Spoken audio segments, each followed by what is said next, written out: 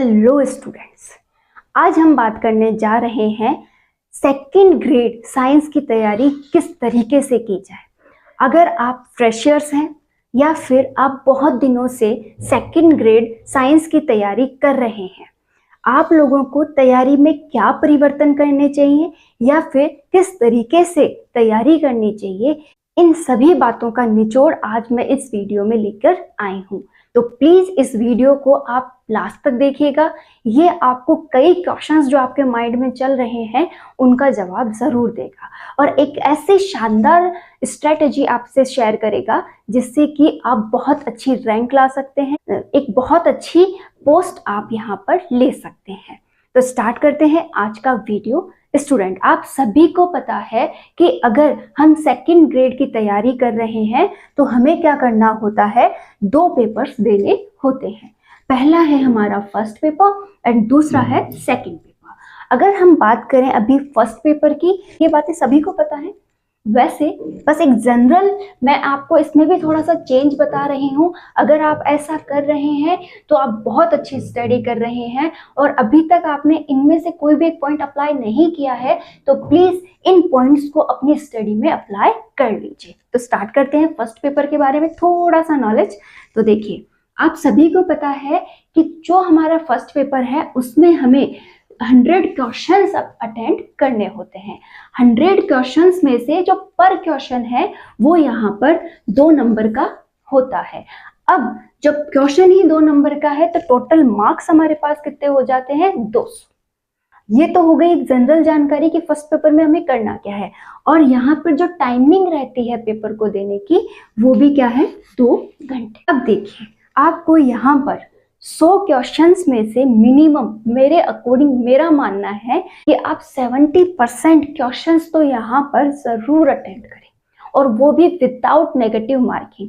कि अगर आपकी नेगेटिव मार्किंग हो भी जाती है तो आपके पास 70% क्वेश्चंस बिल्कुल सही बचने चाहिए। ऐसा होने पर आप क्या करते हैं, एक अच्छी रैंक को डिजर्व करने लग जाते हैं। और अगर इससे भी बूस्ट हमारी तैयारी हो तो हम मान के चलेंगे कि 90 क्वेश्चंस तो हमें बहुत अच्छे से सॉल्व करने ही हैं विदाउट नेगेटिव मार्किंग। कि 10 क्वेश्चन को हम साइड कर सकते हैं लेकिन 90 क्वेश्चन विदाउट नेगेटिव मार्किंग हमारे सही हो जाए। अब ये कैसे होंगे, आप भी चाहें तो ये छोटे से चेंजेस आप कर लीजिए, थोड़ा आपका इस चीजों पर फोकस डालिए, ये काम भी हो सकता है। देखिए, हमारे सिलेबस में ज्यादातर फोकस किस पे किया गया है, राजस्थान पर। कि जो राजस्थान है इसी को मेन टारगेट बनाया गया है कि राजस्थान का ही आपको क्या पढ़ना है, जीके पढ़ना है। राजस्थान की ही आपको क्या पढ़नी है, कला एंड संस्कृति पढ़नी है। साथ ही करंट अफेयर्स भी आपको किसका पढ़ना है, राजस्थान का पढ़ना है। अब अगर मैं बात करूं राजस्थान में जीके, तो जीके में आपको क्या करना है, हिस्ट्री के कुछ टॉपिक्स पढ़ने हैं। जैसे कुछ सभ्यताएं हो गई, मात्र 4 सभ्यता हमें पढ़नी है। अपने माइंड को कैसे आप सांत्वना दे सकते हैं कि मैं इसमें सिलेक्शन ले सकता हूं, क्योंकि उसे समझाइए। आपका माइंड आपके अकॉर्डिंग चलने लगेगा जब आप उसे इस तरीके से समझाएंगे कि हाँ मुझे कितना पढ़ना है। बर्डन मत दीजिए उसको ये मत कहिए कि मुझे राजस्थान का जीके पढ़ना है, कि नहीं मुझे जीके में इतना सा ही तो पढ़ना है। बोलने का जो तरीका है, आप किसी को जो बात रख रहे हैं उसको भी अगर आप बहुत अच्छे से समझा देते हैं ना तो उसका बहुत अच्छा पॉइंट यहाँ पे क्लियर हो जाता है। उसको कहिए कि राजस्थान के कितने पॉइंट्स हमें पढ़ने हैं, मात्र 4 तो हिस्ट्री की सभ्यताएं पढ़नी है, क्लियर। और इसके अलावा कुछ वंश हैं जैसे गुर्जर परिहार वंश हो गया, ठीक है। अब थोड़ा थोड़ा ऐसे करते हुए बहुत कम पॉइंट्स हमें क्या करने हैं, हिस्ट्री में पढ़ने हैं, क्लियर। ज्योग्राफी की बात करें तो बहुत ही कम एरिया इसमें ज्योग्राफी का डाला गया। सिलेक्टिव जो भी आपको सब्जेक्टिव पॉइंट्स दिए गए हैं उसके एक्स्ट्रा कुछ भी आपको नहीं पढ़ना है, क्लियर। अब आपका जो राजस्थान जीके है वो कंप्लीट हो जाएगा। कला एंड संस्कृति की बात करूं तो यहाँ पर आपको वास्तुकला हो गई, तो मंदिर निर्माण वगैरह पे क्वेश्चन कंपलसरी होता है, क्लियर। दूसरा, पेंटिंग्स वगैरह पे क्वेश्चन कंपलसरी है। अगर इसके अलावा आभूषण हो गए, पहनावा हो गया, तो इन पे से भी एक क्वेश्चन आ जाता है। तो आपका टारगेट क्या है, वो क्वेश्चन सेलेक्ट करना है, वो टॉपिक सेलेक्ट करना जहां से बहुत अधिक क्वेश्चंस बनते हो। क्लियर है ये पॉइंट? तो आपको आपके 5 इयर्स या उससे भी पुराने जितने भी पेपर्स हैं उनकी एक बार बहुत अच्छी स्टडी करनी पड़ेगी, उन पे फोकस करना पड़ेगा कि कहाँ से क्वेश्चन बन रहा है। बस उन टॉपिक्स को आपको क्या करना है, 90% फोकस के साथ पढ़ना है, और जहाँ से क्वेश्चन अभी तक कम बने हैं उसे आप क्या कर सकते हैं, 70% फोकस के साथ पढ़ सकते हैं। क्लियर? तो ये काम आपको यहाँ पर करना है। करंट अफेयर्स आप रेगुलर पढ़िए, पर मंथ पढ़िए, कि आपको एक कॉर्नोलॉजी हो गई, मुमल हो गई, कोई भी आप एक गाइड ले आइए करंट अफेयर की, और उसे क्या करना है, मंथली लाकर मंथली ही कंप्लीट करना है। ज़्यादा टाइम नहीं देना है, आधा घंटा के समथिंग उसे दोगे तो आपका वो क्लियर हो जाएगा। क्लियर है यहाँ तक? अब बचे क्या है, दो ही तो टॉपिक बचे हैं, एक तो क्या है इंडियन और एक वर्ल्ड ज्योग्राफी वगैरह, मतलब थोड़ा बहुत उसमें जो टच है इंडिया और वर्ल्ड का वो आपको यहाँ पर पढ़ना होता है, लेकिन सारा सिलेबस फोकस किस पे कर रहा है, राजस्थान पर। तो मैं आपसे सिर्फ इतना कहना चाहूंगी कि आप राजस्थान पर फोकस कीजिए, इसकी कोई एक अच्छी गाइड ले आइए, जैसे आप धरोहर ला सकते हैं, आप नाथ पब्लिकेशन ला सकते हैं, राठ की ले आइए, शिखवाल की ले आइए, आपको जो पसंद आए मार्केट में आपको जो अच्छी लगे उस हिसाब से ले आइए, क्योंकि गाइड वालों को भी छापना तो वही मैटर पड़ता है जो आपके सिलेबस में है।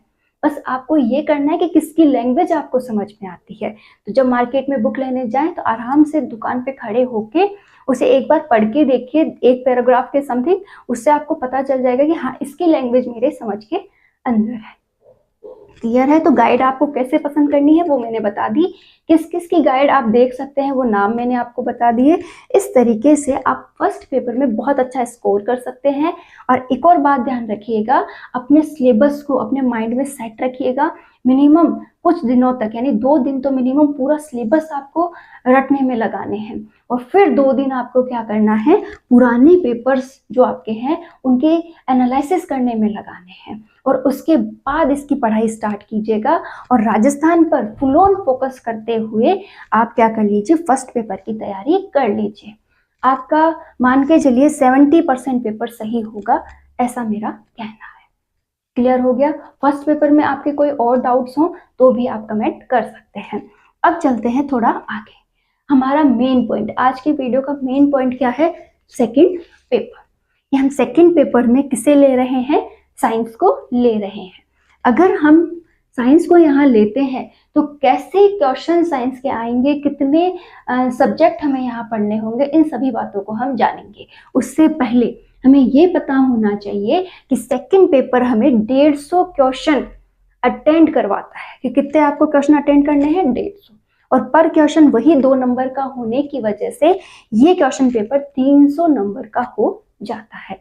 और इसकी जो टाइमिंग है वो 3 घंटे है। ये 3 घंटे में आपको 150 क्वेश्चन अटेंड करने हैं और 300 में से आपको नंबर लेने हैं। क्लियर हो गया ये पॉइंट? अब देखिए, अगर हम सेकंड पेपर में साइंस ले रहे हैं तो हमें यहाँ पर 4 कैटेगरीज वाइज पेपर को डिवाइड करना पड़ेगा। फर्स्ट हमारा टॉपिक आता है केमिस्ट्री, कि हमें किसे पढ़ना है, केमिस्ट्री को। दूसरा हमें यहाँ पर पढ़नी है फिजिक्स, क्लियर। एंड तीसरा हमें यहाँ पे पढ़ना है, बायो। कि हमें तीसरा पॉइंट क्या पढ़ना है, बायो।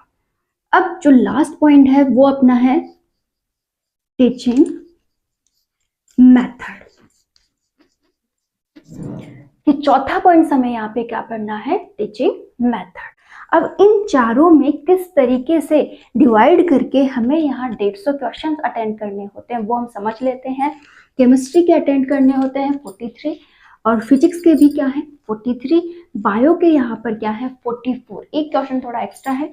टीचिंग मेथड के फिक्स रहते हैं 20 क्वेश्चन, तो टोटली हमें यहाँ पर 150 क्वेश्चन अटेंड करने होते हैं। क्लियर हो गया? अगर हम यहाँ अलग अलग बात करें इन चारों टॉपिक्स की, तो सबसे पहले मैं बात करना चाहूंगी टीचिंग मेथड से रिलेटेड, कि टीचिंग मेथड के 20 क्वेश्चन फिक्स होने की वजह से आप क्या कर सकते हैं, या तो कहीं से कोई गाइड या फिर आप कोई नोट्स वगैरह लेकर इसे तैयार कर सकते हैं। अगर आप कोई ऐप वगैरह ज्वाइन कर रखा है तो भी आप वहाँ से इसको पढ़ सकते हैं। लेकिन ध्यान रखिएगा, टीचिंग मेथड बहुत इंपॉर्टेंट रोल अदा करता है, तो इसे आप साथ साथ पढ़ते चले कि इनको तो पढ़ना ही है, लेकिन टीचिंग मेथड हमें रोज तैयार करना है और बहुत अच्छे से इसके सारे टॉपिक्स हमें क्लियर करने होंगे। ठीक है, तो इसे फिक्स एक टाइमिंग दीजिए रोज और इसे तैयार कर लीजिए। जब ये तैयार हो जाए तो इसको रेगुलर रिवीजन में रखिए और वो टाइम आप क्या कर सकते हैं, अपने सब्जेक्ट को दे सकते हैं। अब हम बात करते हैं अपने सब्जेक्ट को कैसे पढ़ा जाए उस पर। तो देखिए स्टूडेंट्स, सबसे पहले हमें पढ़ाना किसे है, छठी से लेकर 10वीं क्लास को हमें यहाँ पर पढ़ना है। ये हमें यहाँ पर किसे पढ़ाना है, छठी से लेकर 10th क्लास के बच्चों को पढ़ाना है। ठीक है, अब यहाँ पर पढ़ाना जिन्हें है उनकी बुक्स तो हमें क्लियरली याद होनी चाहिए, तो हमें छठी से लेकर 10वीं तक की एनसीईआरटी क्लियर पढ़नी है। कि हमें क्या करना है, 6 से लेकर 10वीं क्लास की एनसीईआरटी को कंप्लीट तैयार करना है। दूसरा हम यहाँ पर क्या करेंगे कि जिसे पढ़ाना होता है उसे कोई बड़ी क्लास वाला ही तो पढ़ाएगा, तो ये तो हो गई इनके लिए बेसिक तैयारी। अब 10th क्लास को आपको पढ़ाना है, अगर 10th क्लास को आपको पढ़ाना है तो थोड़ा अपर क्लास का तो आपको होना ही पड़ेगा। तो यहाँ पर आपको क्या करना है, 11th 12th की भी एनसीईआरटी आपको पढ़नी पड़ेगी। कितना पढ़ना पड़ेगा, ओनली फॉर टॉपिक्स, कि जो टॉपिक आपके सिलेबस में है वही आपको 11th 12th की एनसीईआरटी से पढ़ना है, पूरी 11th 12th की एनसीईआरटी नहीं पढ़नी। तो क्लियर हो गया होगा आप लोगों को कि टीचिंग मेथड हमें रेगुलर पढ़ना है, और अगर हमारे सब्जेक्ट साइंस है तो हमें 6 से लेकर 10th की एनसीईआरटी को कंप्लीट तैयार करना है। साथ ही 11th 12th की जो एनसीईआरटी है उसमें से हमें केवल टॉपिक पढ़ने हैं, ओनली फॉर टॉपिक्स। क्लियर है। अब देखिए स्टूडेंट्स, टॉपिक्स कैसे हैं, कैसे हमें उन्हें पढ़ना चाहिए, वो भी हम थोड़ा सा डिस्कशन कर लेते हैं। अगर मैं बात करूं केमिस्ट्री की, तो यहाँ पर आपको जनरल टॉपिक्स दिए गए हैं। जैसे सबसे पहला है एटॉमिक स्ट्रक्चर। आप सभी को पता है कि अगर हम साइंस में केमिस्ट्री पढ़ रहे हैं तो एटम्स का नाम तो आना जरूरी है, तो एटम्स की आपको क्या करनी है, स्ट्रक्चर पढ़नी है। दूसरा आपको यहाँ पर क्या टॉपिक पढ़ना होता है, समावयवता पढ़नी है। ठीक है, आपको रासायनिक बंध पढ़ने हैं और बहुलक पद वगैरह पढ़ने हैं। मतलब बहुत ही अच्छे टॉपिक्स यहाँ पर डाले गए हैं जिन्हें आप बहुत अच्छे से तैयार कर लेंगे, और बहुत जल्द आपको यहाँ पर साइंस के लिए क्लासेस भी देखने को मिलेंगी। तो इस चैनल पर रेगुलर बने रहिएगा, मैं आपको पूरा सिलेबस करवाने की पूरी कोशिश करूँगी। क्लियर है। अब देखिए, फिजिक्स में भी आपको बहुत ही स्ट्रांगली बहुत अच्छे टॉपिक्स डाले गए हैं, जैसे आपके यहाँ पर गति हो गई, बल हो गया। तो ऐसे टॉपिक्स हम बहुत इजीली तैयार कर सकते हैं, बस उन्हें डीपली पढ़िए और उसके बाद आप क्या कर लीजिए, बाद में रिवीजन और उसकी प्रैक्टिस। बायो में भी आपको यहाँ पर जूलॉजी और बॉटनी दोनों के टॉपिक्स पढ़ने हैं। सबसे पहला काम आपको क्या करना है, आप साइंस का सिलेबस निकलवा लीजिए, उनके पॉइंट्स को बड़े ध्यान से 1-2 बार पढ़ के अपने माइंड में सेट कर लीजिए। जब भी आप पढ़ने बैठेंगे आपको पता रहेगा कि हाँ, ये मेरे सिलेबस में टॉपिक है, मुझे इसे तैयार करना है। टॉपिक से बाहर क्वेश्चंस बहुत कम आते हैं, तो आपको क्या करना है, topic to topic syllabus cover करना है। डरना नहीं है, बर्डन तैयार नहीं करना है, पूरा फोकस आपको किस पे करना है, आपके सिलेबस को तैयार करने में। ओके स्टूडेंट्स, तो ये रहा मेरा पूरा आपके लिए एक तैयार रणनीति कि आप क्या कर सकते हैं। इस हिसाब से, इस बेस पर आप यहाँ पे तैयारी करें। सिलेबस आपके पास जरूर होना चाहिए। एनसीईआरटी 6 से 10th आपकी पूरी पढ़ी हुई, point to point, line to line तैयार होनी चाहिए। 11th 12th में से मात्र आप टॉपिक तैयार करें तो भी आपका सिलेक्शन यहाँ पे हो जाएगा, ऐसा मेरा मानना है। तो क्लियर है आप सभी को, और जल्द ही आपको यहाँ पर आपके सब्जेक्ट की क्लासें मिलने लगेंगी। पूरा डिटेल में आपको मैं समझाऊंगी कि कैसे एक टॉपिक को आपको तैयार करना है, कौन से इसमें मोस्ट पॉइंट्स हैं जिन पे फोकस करना है, कैसे क्वेश्चंस बनेंगे, आपके सारे डाउट्स यहाँ क्लियर किए जाएंगे। The best for study and thank you.